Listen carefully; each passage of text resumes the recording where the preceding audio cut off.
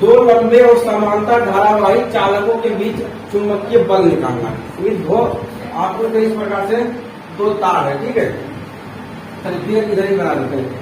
दो लंबे और समांतर धारावाही चालकों के बीच चुंबकीय बल निकालना है। मतलब क्या है कि ये जो यहाँ पे आपको जो है यहाँ पे दो तार दिख रहा है, इस तार में आपको क्या निकालना है, तो चुंबकीय बल निकालना है। तो इसमें क्या है, जिसमें धारा प्रवाहित हो रहा है, ठीक है, सीधे बनाने के लिए सीखिए।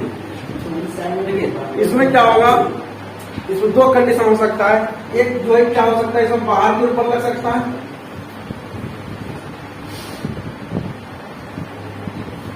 इसी प्रकार से हो सकता है, चाहे एक तरफ बाहर के ऊपर लगे, एक तरफ चुंबक जो होता है वो बाहर के ऊपर लगाएगा या तो अंदर के ऊपर लगाएगा, इस प्रकार से।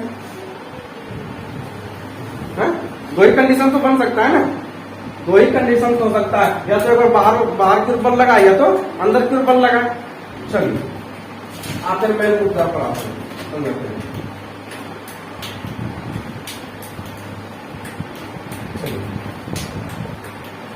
मेरा एक ही सिद्धांत है, जो आपको समझ में आता है उसको नेगलेक्ट कर दीजिए। इस बिंदु को हम क्या मानते हैं, इस बिंदु को हम क्यों मानते हैं, इस बिंदु को क्यों मानते हैं, आपका कहना है भैया ए मानेंगे, मान लो कोई दिक्कत नहीं है, ये क्या क्यों मानेंगे, इस बिंदु को क्या मानेंगे, पी मानेंगे, इस बिंदु को क्या मानेंगे, इस बिंदु को आर मानेंगे, इस बिंदु को क्या मानेंगे, इस बिंदु को एस मानेंगे, ठीक है। कहीं दिक्कत यहाँ तक नहीं होनी चाहिए, आगे बढ़ते हैं। यहाँ से लेके यहाँ तक की दूरी को आर मान सकते हैं, यहाँ Q से लेके S तक की दूरी क्या मानेंगे, हम R मान सकते हैं। चलिए इसमें धारा कैसा प्रवाहित हो रहा है, इसमें धारा I प्रवाहित हो रहा है, इसमें भी धारा कैसा प्रवाहित हो रहा है, इसमें धारा जो तो I प्रवाहित हो रहा है। देखिए ये पहला तार है, इसमें कौन सा तार है, ये दूसरा तार है, इसमें हम इसको I1 धारा क्या देते हैं, इसमें I1 धारा जा रहा है, इसमें कौन सा धारा जा रहा है, तो I2 धारा जा रहा है। एक में I1 धारा और एक में I2 धारा जो है प्रवाहित हो रहा है। कहीं दिक्कत नहीं होनी चाहिए, हमारा कहीं दिक्कत नहीं होगी, ठीक है। इस प्रकार से चुंबकीय क्षेत्र पैदा होगा, इस प्रकार से, इसी प्रकार से चुंबकीय क्षेत्र पैदा होगा। इस तार में जब चुंबकीय क्षेत्र पैदा होगा तो इसी प्रकार से होगा, लेकिन बोर्ड एग्जाम में आपको इस प्रकार दिखाना नहीं है, बल्कि यही दो तार आपको बनाना है बोर्ड एग्जाम में, ठीक है। तो सिर्फ आपको दिखाना है, ठीक है, आपको बोर्ड एग्जाम में करके इतना नहीं दिखाना, जनता को मिल जाएगा। चलिए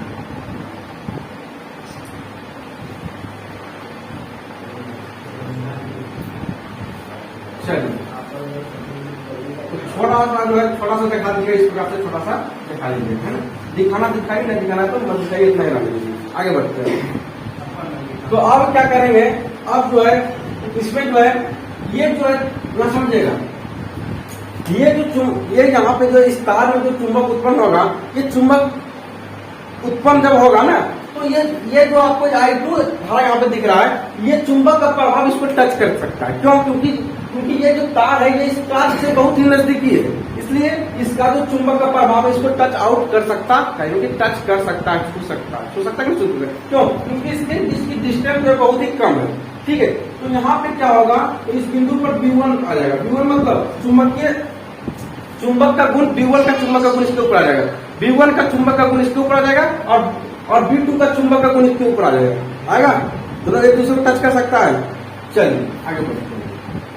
अब तक इतना आप काम जान कर लिए हैं, तो अब चलेंगे प्रश्न की ओर चलेंगे। तो लिखिएगा,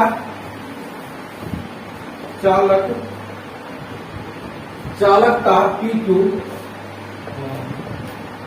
चालकता P2 में बहने वाली धारा, P2 में बहने वाली धारा,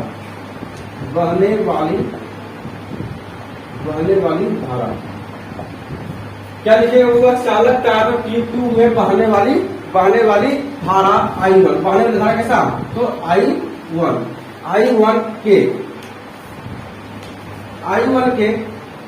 के कारण चुंबकीय क्षेत्र, I1 के कारण चुंबकीय क्या लिखा समझेगा, लिखा गया चालकता P2 में बहने वाली धारा I1 के कारण चुंबकीय क्षेत्र। ये जो P2 आपको तार दिख रहा है, इस P2 तार में बहने वाली धारा क्या निकलना है? इस पी क्यू में बहाने वाली धारा, इस पी क्यू में बहाने वाली धारा जो यहाँ पे चुंबकीय क्षेत्र उत्पन्न हो रहा है इसमें, वही हमको क्या करना है? तो निकालना है। तो वही यहाँ पे लिखे हैं कि चालक तार P2 में बहाने वाली धारा I1 के कारण चुंबकीय क्षेत्र, ये जो तार है इसमें जो चुंबक उत्पन्न होगा उस चीजों को क्या करना पड़ेगा? यहाँ निकालना पड़ेगा। तो आप पढ़े होंगे एक फॉर्मूला पढ़े होंगे कि तार सीधे लंबे धारावाही चालक तार में जो है चुंबकीय क्षेत्र क्या होता है, इसका फॉर्मूला पढ़े, हम पढ़ा है ना? क्या होता है इसका फॉर्मूला? आपको लिखवा भी दिए, लेकिन अभी बहुत लोगों को याद नहीं रहेगा। बी बराबर लिखे थे म्यू नोड 4 पाई आई बटे आर। लिखा है देख लीजिए, खोल के करें, इस प्रकार से लिखा है। ठीक है, इसको V1 कर सकते हैं, इसको I1 कर सकते हैं। क्यों I1 करेंगे? क्योंकि I1 में यहाँ पे धारा कौन सा लिया? I1, और चुंबकीय क्षेत्र कौन सा? V1 लिया, इसलिए यहाँ पे V1 म्यू नोड 4 पाई आई बटे आर। क्यों? क्योंकि सीधे लंबे धारावाही चालक तार में उत्पन्न चुंबकीय क्षेत्र जो होता है उसका फॉर्मूला होता है B बराबर म्यू नोड 4 पाई आई बटे आर होता है। ये हम बता भी दिए हैं, प्रूफ भी करा दिए हैं, और आपको याद नहीं है तो ये आपकी गलती है हमारे। चलिए बताते रहेंगे डेरिवेशन को। आगे चलते हैं। अब चलेंगे दूसरे तार में चलेंगे। तो दूसरे तार में क्या लिखेंगे? तो माना कि चालक तार लिखेंगे, माना कि चालक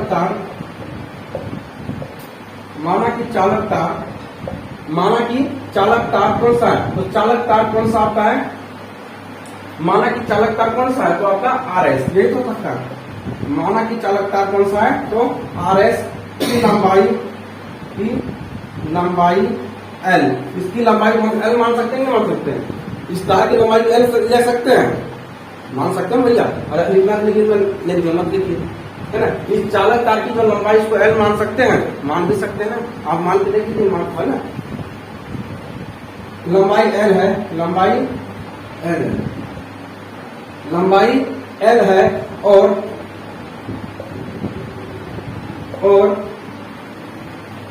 और इसमें बहने वाली धारा,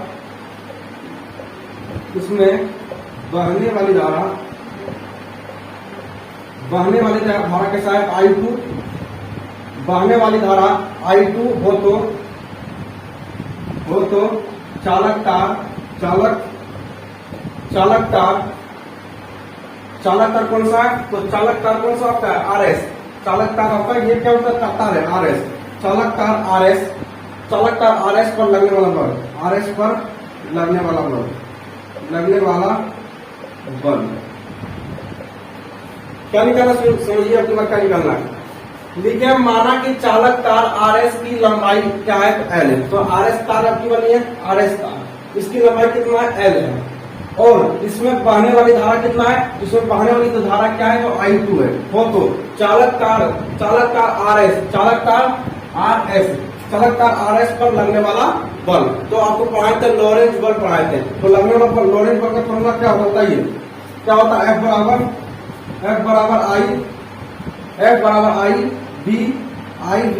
IBL साइन थीटा, नहीं तो होता था। तो देखिए, तो किस तार को निकाले? B2 तार में, तो यहाँ पे लिखेंगे I2 B2, क्योंकि चुंबकीय क्षेत्र किसके ऊपर लगा? B2, सॉरी चुंबकीय क्षेत्र कहाँ लगे? B1, क्या लेंगे? B1। इस पे जो चुंबक, यहाँ इस तार पे जो चुंबक का गुण आया, किस चुंबक का गुण आया है? इस सेकेंड तार पर किस चुंबक का गुण आया है? B1। और इस तार पर कौन सा आएगा? B2। उल्टा चलेगा ना भैया, क्योंकि इसका गुण इसके ऊपर जाएगा, इसका गुण इसके ऊपर आएगा। ठीक है, यहाँ क्या लिखिएगा? B1। चलिए, यहाँ थीटा का मान कितना रखना है? तो थीटा का मान रखना है आपको कितना? 90 डिग्री। कितना रखना है? 90 डिग्री। और 90 डिग्री का मान कितना होता है? साइन 90 डिग्री का मान कितना होता है? 1। कितना होता है? 1। चलिए, तो लिखिएगा यहाँ पे F बराबर I2 B1 L sign 90 degree. तो फिर लिखेगा F बराबर I2 B1 L गुना 1। तो क्या लगेगा? F बराबर I2 B1 L, ये होगा, यही तो आएगा। चलिए, इतना जो आप कर सकते हैं। अब आगे बढ़ते हैं। अब इससे आगे चलते हैं। अब इसके आगे क्या करेंगे, तो इससे आगे आपको करना क्या है, तो करना यही है कि आपको जो है B1 का मान यहाँ पे आपको रखना पड़ेगा। B1 का मान क्या करना पड़ेगा, क्योंकि B1 का मान आप निकाल चुके हैं ऑलरेडी, यहाँ पे B1 का मान निकल चुका है। तो लिखिएगा F बराबर I2 क्या है, म्यू नॉट 4 पाई I1 बटे R, यही था। और गुना क्या है, गुना में क्या है, L है, गुना में क्या है, L है। मतलब यहाँ तक दिक्कत है, पूछिए, नहीं दिक्कत है आगे चलिए, बताइए।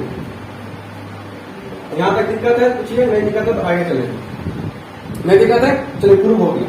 लिखेगा F बराबर क्या लिख सकते हैं, F बराबर सबको यहाँ पे कर सकते हैं म्यू नॉट 4 पाई I2 गुणा I2 का गुना इसके साथ नहीं होगा, ये ध्यान रखिएगा, क्यों, क्योंकि ये इसका पार्ट नहीं है, जो सेम रहता है उसके साथ गुना करेंगे, ठीक है। यहाँ पे I1 I2 बटे R, कहीं दिक्कत, R बड़ा इंटू L, कहीं दिक्कत है बताइए, शुरू कर दीजिए।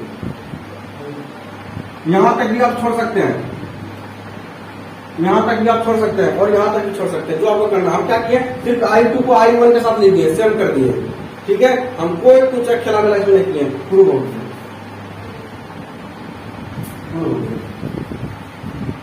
और यह पूछेगा एकांक लंबाई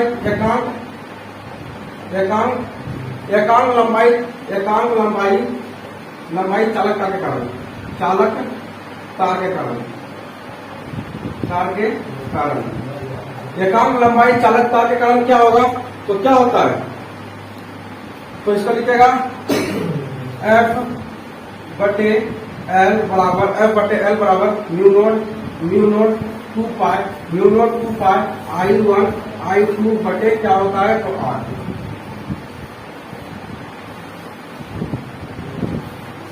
चलिए, ये होता है एकांक लंबाई चालक तार के कारण। आपको लाना है कहां तक, प्रूव करके यहाँ तक, ठीक है। चलिए, यहाँ तक कहीं किसी को परेशानी है, दुख है, दर्द है, परेशानी, शिकायत है, नहीं तो आपका चैप्टर